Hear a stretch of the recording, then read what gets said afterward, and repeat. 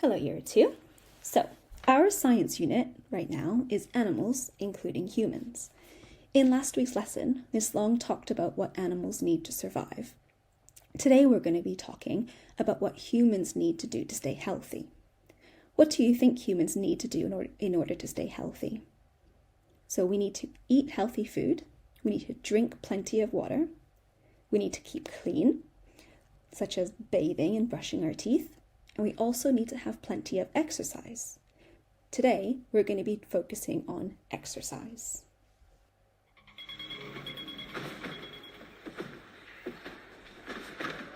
Over the last few thousand years, our lifestyles have really changed. We used to have to run to catch our food and to run to avoid being caught by our predators. But now we exercise very little. Because of this, our fitness levels have become quite low. Fitness involves many different areas. Take Lee, for example, on the trampoline. For him to keep exercising for a long period of time, he'll need to have a high level of stamina.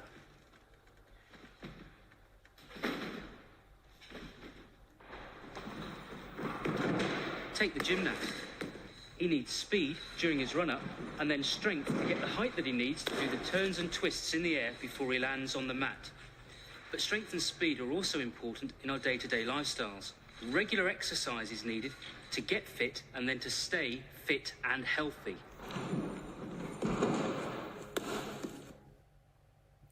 So, why do we need to exercise?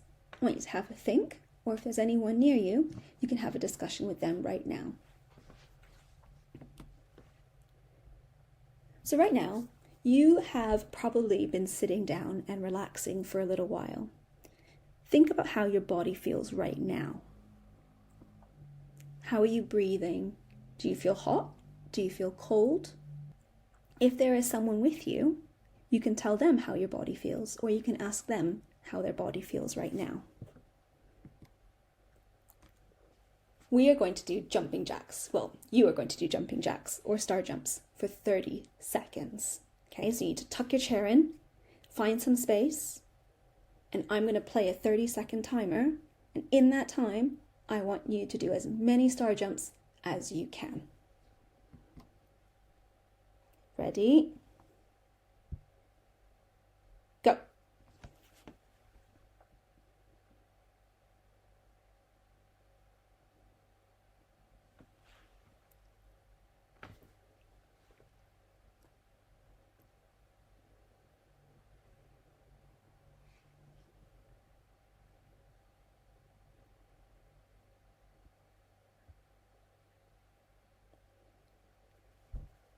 Three, 2, 1, and stop. So how does your body feel now compared to how your body felt 1 minute ago? What is happening to your body? Are you breathing faster? Is your heart beating a bit faster? Do you feel a little bit warm? All of these things that you're feeling right now are good things. Right. So here are some different parts of the body. Can you identify what each one is? So let's look at that. What is that? That is your heart. These are your lungs. They help you breathe. These are your bones. And these are your muscles. How do you think exercise helps these different parts of your body? So exercise helps your bones stay strong.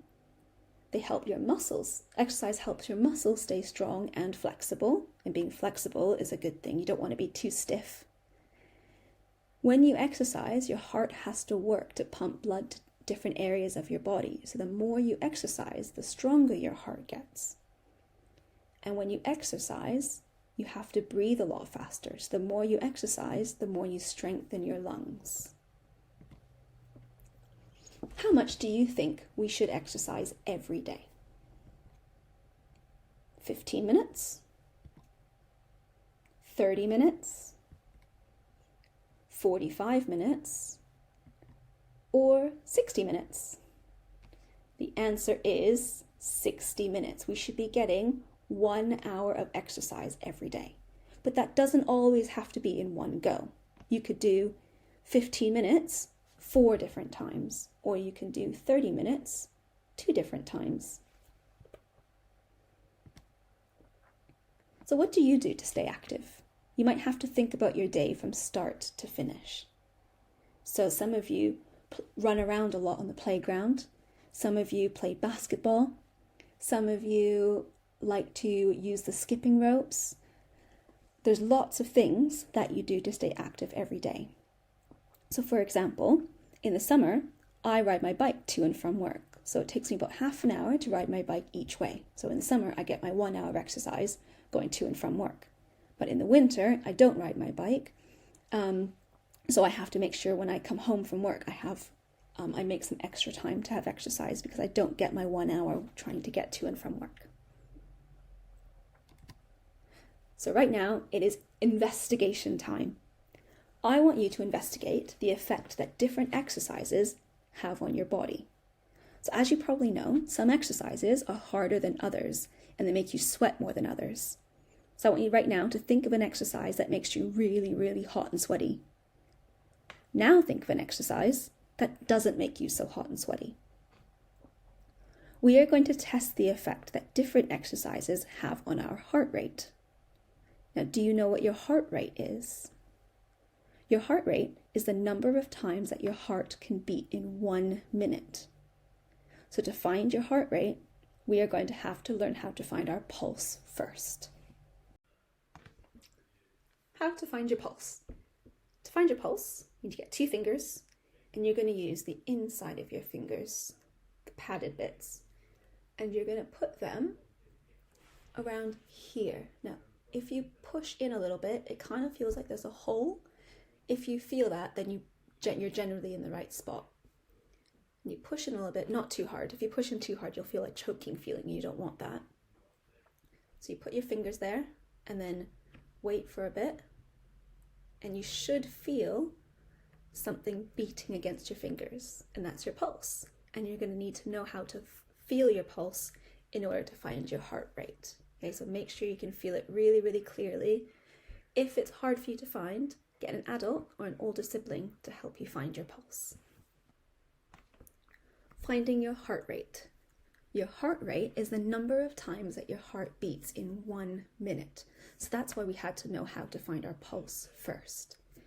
So you're going to need something that will keep the time for 1 minute. That can either be a phone, if you want to use the stopwatch application or the timer application, or you can use a watch or a clock that can count the seconds.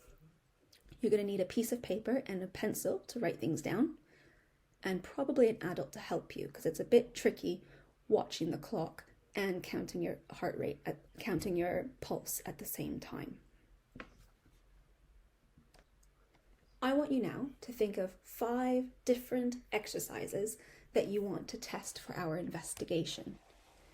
I'll give you some examples that you can choose from, but you're not limited to these ones. Star jumps or jumping jacks, marching in place, jumping squats, push-ups or press-ups, sit-ups, hopping like a bunny, and if you want to find some other examples, you can watch some Joe Wicks exercise videos on YouTube to get some more ideas. So your investigation. On the left side here, I'll get a pen out so I can show you. In this column, you are going to write down all of the exercises that you want to test. So I've done an example, jumping squats, and then you're going to fill in the rest of the columns, the column here. You're going to do this exercise for 1 whole minute. And then immediately after you do the exercise, you're going to check what your heart rate is. So that's where you need the adult to check to watch the clock for 1 minute, and you have to count how many times you feel your pulse in 1 minute. So this is just an example. Then after that, you're going to write down what happened to your body. So for example, after I did 1 minute of jumping squats, my thighs were really hurting, my forehead got a bit sweaty, and I was breathing really fast. Then you're going to do another exercise for 1 whole minute. Then you are going to check what your heart rate is immediately after that exercise. And then you're going to write down what happened, what your body felt like immediately after. So you're going to do that 5 different times.